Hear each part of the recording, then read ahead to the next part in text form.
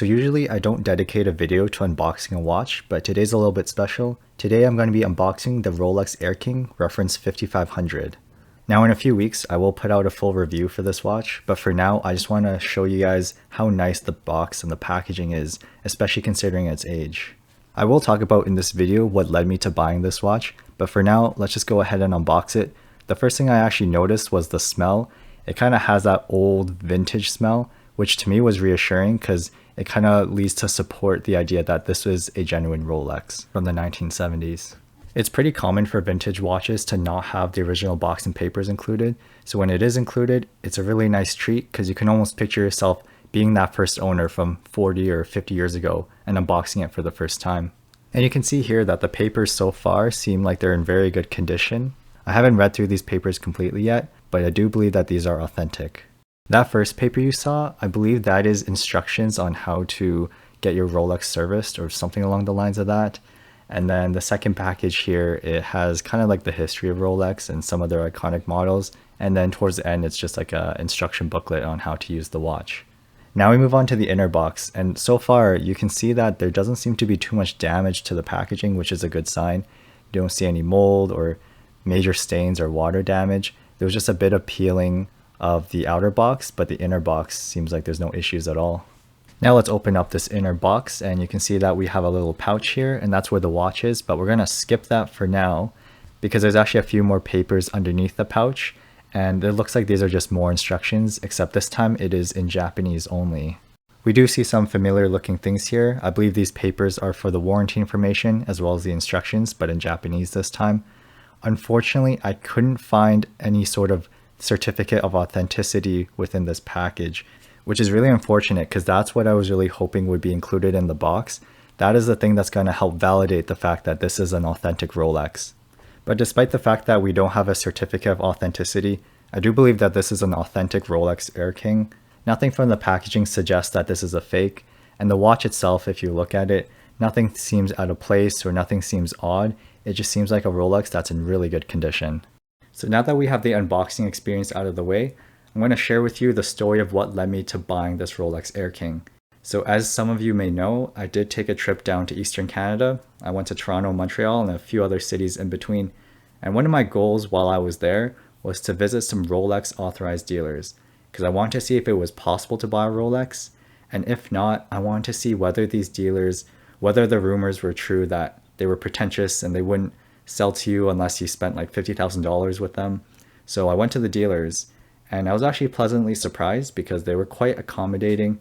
They ended up having no watches to sell, which is no surprise, but they were really nice to me and they kind of explained the situation. And it doesn't seem, at least for Canadian dealers, I don't think they're as pretentious to not sell you anything just because, you know, you're young or it doesn't look like you have a lot of money. So that was really nice. And actually one of the jewelers I went to, Royal de Versailles, they actually did have some exhibition models to try out, which was nice. So I did end up trying out a 41mm green Oyster Perpetual, and that was, the lineup was what I wanted because I wanted to buy an Oyster Perpetual, so it was kind of nice to see it. And then I also tried on two diver watches. I believe it was a Submariner and a Sea Dweller. They're a little bit too big for my wrist, but it was nice to have them on my wrist and just to see them. And after experiencing Rolex in person, to actually see and feel the watches, I think they are worth the amount that they're sold for, at least the MSRP. So the Oyster Perpetual is about 7,000 Canadian dollars, and I think that's a good price for it. I think that the quality and the finishing, it is worth that amount, but I don't think it's worth the reseller price, which is sometimes double or triple or even like 10 times if you're talking about the Tiffany Blue Oyster Perpetual. So after that experience, I decided to go to some resellers.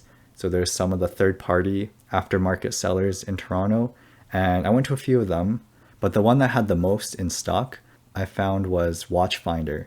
And this is not the Watchfinder that you see on YouTube. That's Watchfinder & Co. in the UK.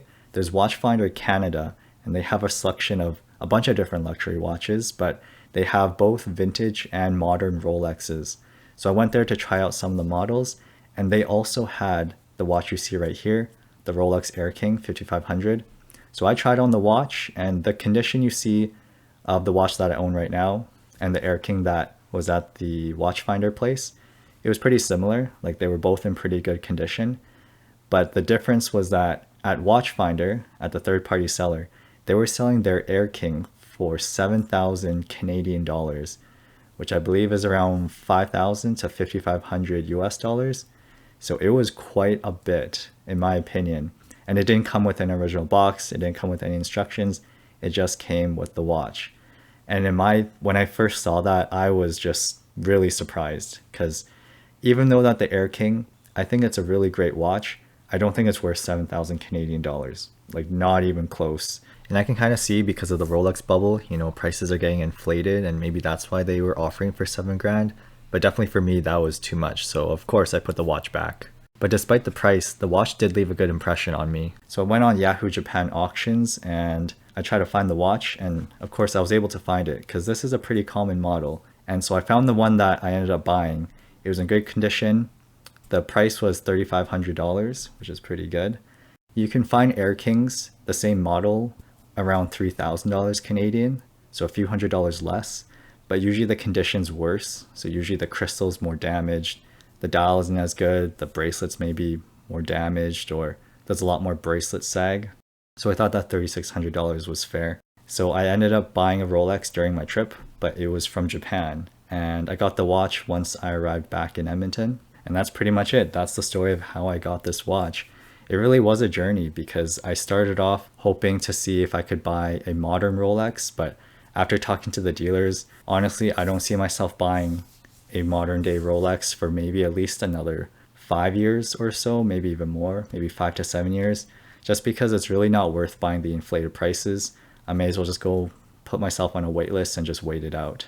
Another thing I learned is that for at least the time being, try and avoid these aftermarket dealers if you're trying to buy a Rolex. It's not their fault that the prices are so high necessarily, but these watches really aren't worth the resale value, or they're not worth these inflated $7,000 prices. It's just these watches are nice, but don't go paying that amount. That's why I feel like going with private sellers is a lot better. So I hope you guys enjoyed the video. I will again release a full-on review in the coming weeks, but I just want to show you like a quick preview of kind of what I'm up to. So be sure to subscribe for more videos, and as always, I will see you guys next time.